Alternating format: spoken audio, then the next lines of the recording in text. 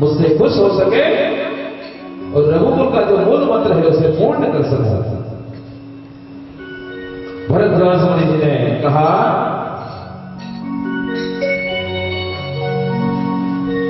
कि जब आप आगे जाएंगे तो चित्रकूट पर्वत क्यों ना आपको जाना है। आपके साथ निषाद राजगुह है, आपको याद हो तो निषाद वंश के राजा थे, राजा राम जी के दोस्त थे, मित्र थे, वह भगवान के साथ ही है। हिमट की नाव में वो भी बैठे थे आगे तक का रास्ता बताने के लिए। निषाद राज की मदद से आप एक बांस और पत्तों की नैया बनाइए और यमुना नदी पार करके आपको चित्रकूट पर्वत दिखाई देगा। झरने बह रहे होंगे, सुबह सुबह एहसास होगा, समझ जाना कि वही चित्रकूट पर्वत। चित्रकूट पर्वत के वहां जब आप जाएंगे तो शामवट नामक एक वृक्ष होगा। उस शामवट के नीचे काफी घना, जो कहते हैं घनी जगह होगी, बैठने के काफी पर्याप्त मात्रा होगी वहां पर। उस जगह पर वहां पर आपको कोई दिखेगा नहीं, लेकिन हे राम उस खाली जगह को खाली मत समझना। उस चित्रकूट पर्वत पर जो शामवट है उसके नीचे कई मुनि तपस्वी आज भी तपस्या करते हैं, वो दिखाई नहीं देते। प्रभु श्री राम वहां पहुंचे और प्रणाम किया। चित्रकूट पहुंचकर प्रभु श्री राम थोड़ा और आगे बढ़े, वाल्मीकि जी के आश्रम तक पहुंचे। शिष्य को कहा कि राजा दशरथ के पुत्र राम लक्ष्मण और सीता आए हैं, पुत्र वधु जो है, वाल्मीकि जी को यह संदेशा दो। वाल्मीकि जी को तो निषाद राजगुह जो है वो नीचे बैठे और नीचे जैसे ही बैठे तो वाल्मीकि मुनि जी ने कहा कि हे निषाद राज, आप नीचे क्यों बैठे? निषाद राज ने कहा कि मैं छोटी जात का हूं प्रभु, मैं छोटी मुनियों के चरणों में बराबर से बैठ सके। वाल्मीकि जी ने बहुत सुंदर सा शब्द था कि हे निषाद राज, पहले बताओ तुम्हारे मित्र कौन है? निषाद राज ने कहा कि ये जो आपके पास बैठे हैं।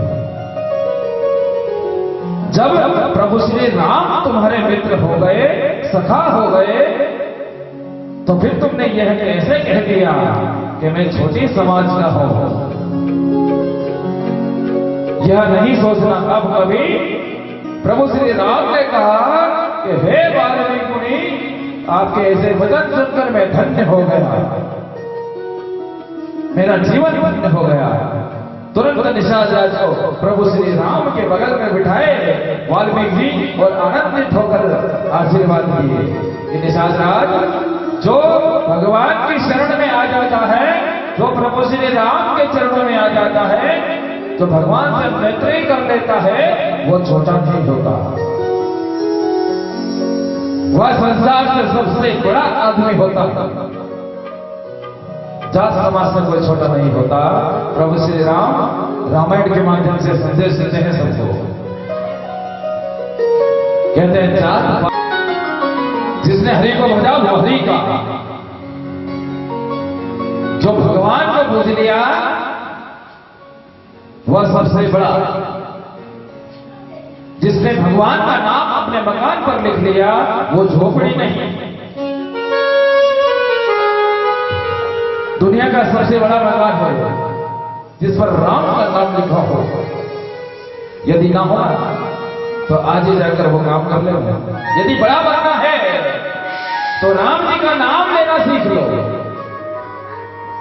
बड़ा दिखना है तो भगवान के नाम से दान करना सीखें। अपनी झोपड़ी को बंगला बनाना है तो झोपड़ी पर राम नाम लिख ले। उसे दुगना तिगना करने की जरूरत ही नहीं। उसका कहते हैं कि श्री दुर्गा मैया आदि की तो कितनी सी झोपड़ी थी। जाकर के सबको बोल दिया कि भैया भंडारा है। सब लोग हंसी उड़ा रहे थे। श्रीधर तू भंडारा करेगा, तेरे यहां बैठने की जगह नहीं, अरे तेरे खुद खाने की जगह नहीं, खुद खाने के लिए दाना नहीं, पूरे गांव को भंडारे का न्योता दे रहा है। पागल, जा वापिस लौट जा। ऐसा कह करके श्रीधर का दिल दुखाया। श्रीधर जी ने कहा कि मेरी मां ने मुझे सपने में कहा है कि भंडारे का न्योता दो पूरे। अरे तू मूर्ख है, खाने के लिए दाना नहीं और भंडारे का बोलने चला। और जब श्रीधर जी ने सबको बुलाया तो कहते जो जरा सी झोपड़ी थी ना, उसमें हजारों से लोग बैठते गए। जहां वो जगह पूरी होती, वो दीवार जो होती वो और खसकती गई, और आते गए वो झोपड़ी की दीवार और खसकती गई। ऐसे करते करते उस इतनी सी दिखने वाली झोपड़ी हाथ हिलाया नहीं जाता, इतने लोग उसमें समा गए। यह साक्षात भगवान का कर्म है, मैया का कर्म है। कहते हैं कि भगवान के नाम की सच्ची श्रद्धा हो तो कोई इंसान छोटा बड़ा बड़ा, हर इंसान समान है। वाल्मीकि द्वारा और मुझे ऐसा स्थान बताओ जहां पर मैं अपनी भार्या, अपनी पत्नी और अपने भाई से सुंदरता के साथ, अच्छाई के साथ अपने पिता का वचन पालन कर सकूं और यहाँ पर विराज रह सकूं। वाल्मीकि जी ने कहा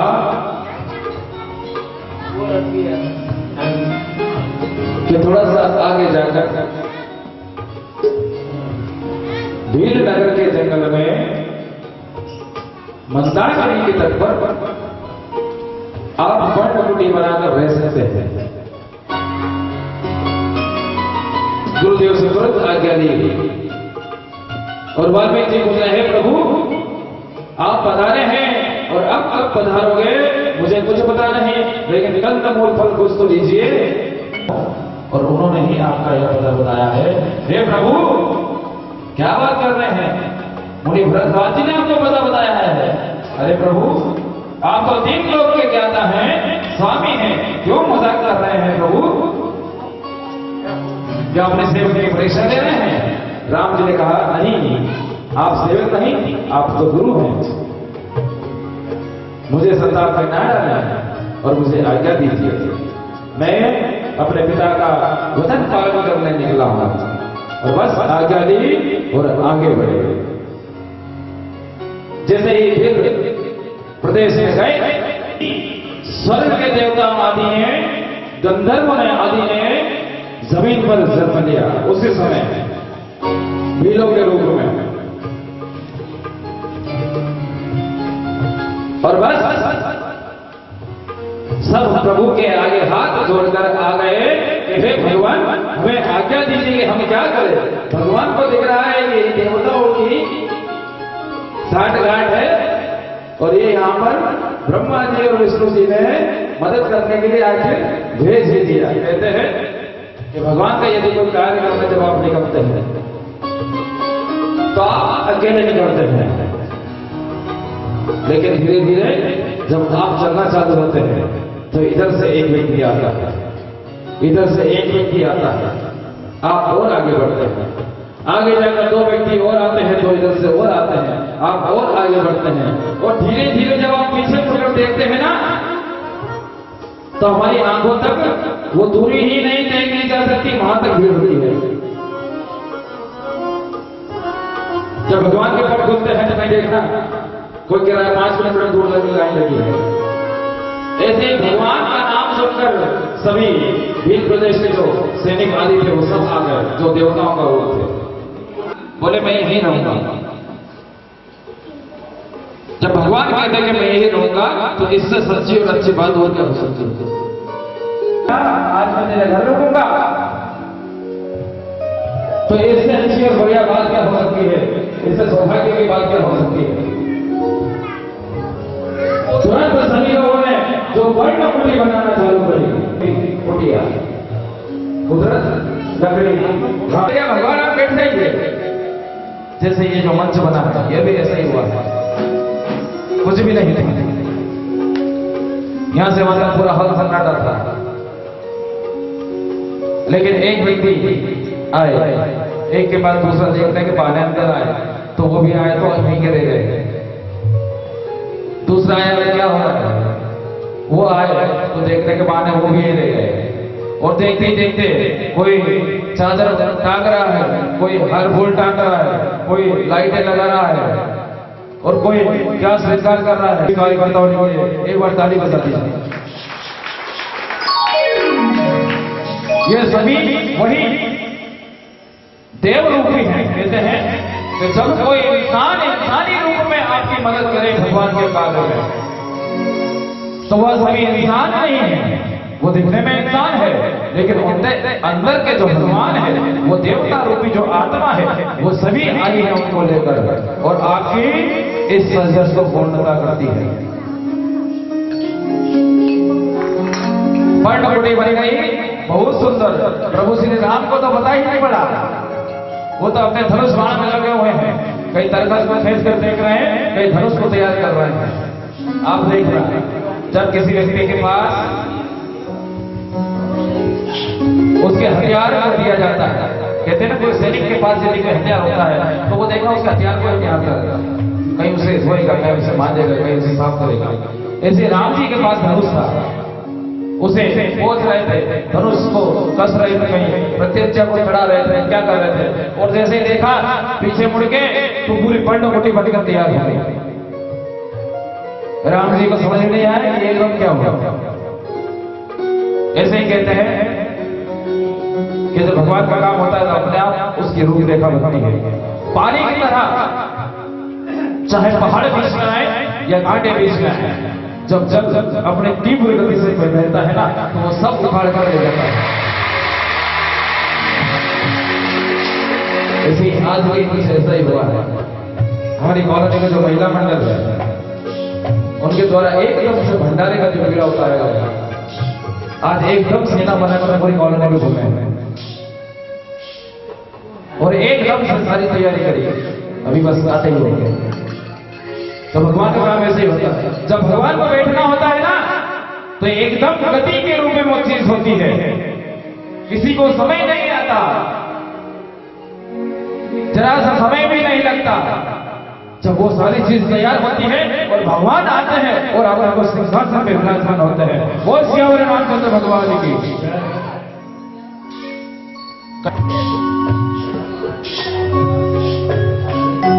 दुर्गा माता आदि शक्ति ने सबने अपने पर्वत पर स्थान बनाया। क्यों बनाया? उनकी इच्छा थी।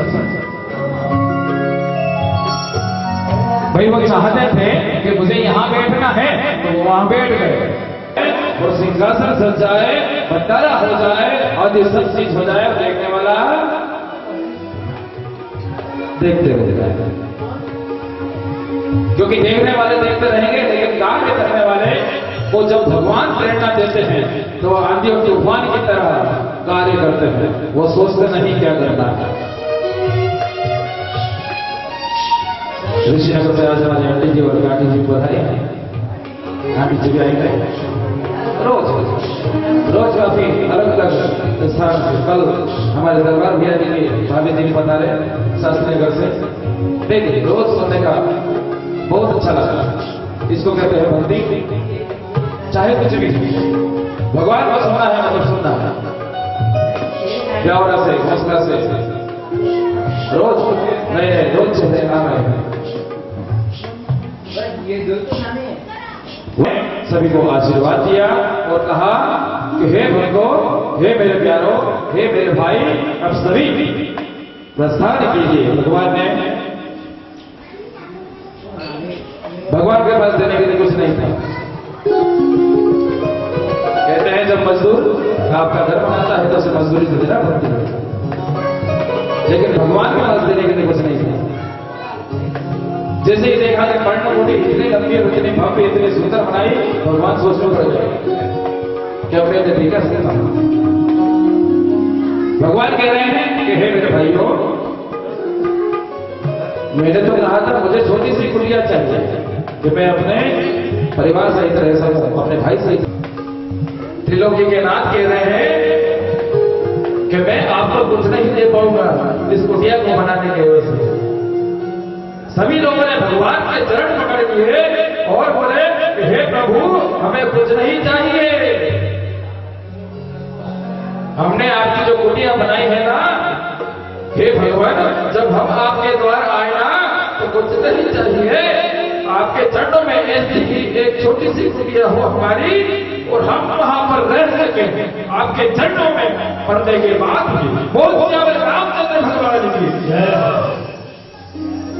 हमें कुछ नहीं चाहिए मेरे भगवान, हमें मजदूरी नहीं चाहिए, हम तो आपका प्रेम पाने के लिए आए हैं। कहते हैं कि जब भगवान की सहायता करने के लिए जब बड़े बड़े धर्मान जब आते हैं ना, तो भगवान के लिए सोने के सिंहासन, सोने के छत्र, आभूषण इत्यादि उसको देखिए कितना सुंदर। अरे बोले सब भगवान की कृपा यार, हम तो 2 जगह जब खड़े थे तो बात निकली। ऐसे ही एक बार ऋषिनगर में भी चल रही है, अभी हमारे अड्डी जी पीछे बैठे हैं। ऋषिनगर में छोटा सा मंदिर है, मैदान है, उस मंदिर की प्रेरणा भगवान ने दी सभी को, और बस उस मंदिर को भव्य बनाने का और स्थापना पर होगी। बहुत अच्छा।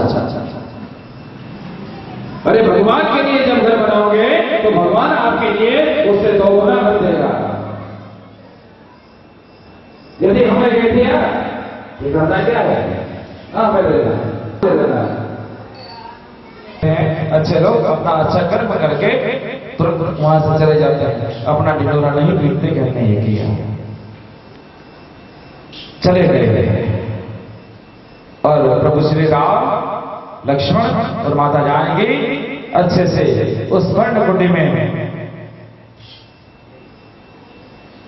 अपना जीवन निर्वाह करने लगे और पिता के उस वचन का पालन अच्छे सुयोजित ढंग से करने लगे।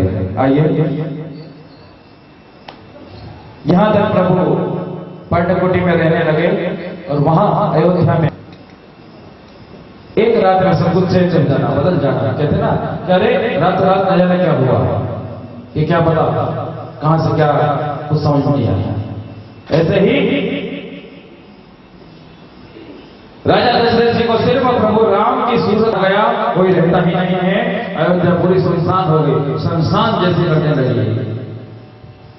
राजा दशरथ सिर्फ एक ही बात कहते कि मेरा राम आया क्या, हे कौशल्या, हे सुमित्रा, मेरी बहू आ गई, मेरे राम लक्ष्मण आ गए।